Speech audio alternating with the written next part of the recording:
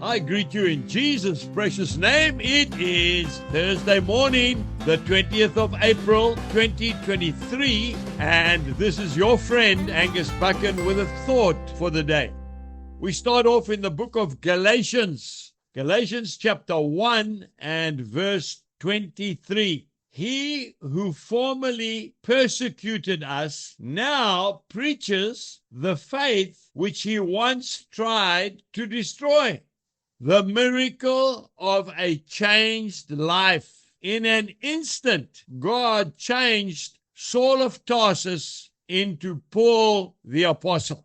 I've seen it too often to call it a coincidence. No, not at all. From a person who was hell-bent on destroying lives to a man who was totally committed to saving lives at all costs. There is nothing more beautiful to see in the world than a changed life. A world which is so negative, a world which is so sad, and then to see God perform a miracle in an instant and change a man or a woman from being totally anti-Christ to becoming a follower of Jesus. It is truly beautiful.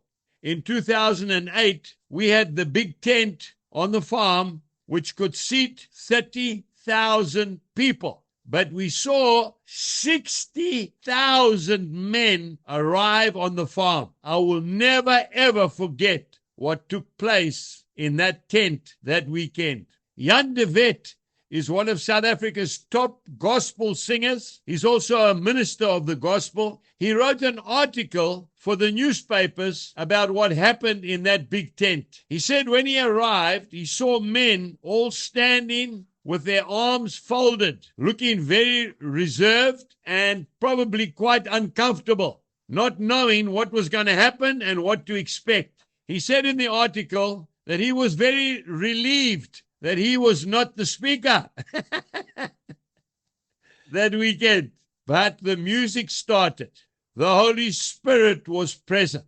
The men started singing in unison. Folks, it's something that I will never forget.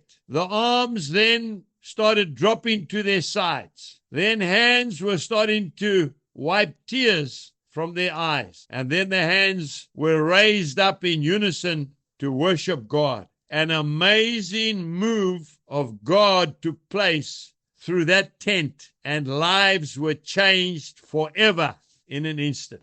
That's exactly what happened to Paul the Apostle.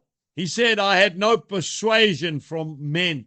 He says in Galatians 1:16, he says that God revealed his Son in me, that I might preach him among the Gentiles. I did not immediately confer with flesh and blood.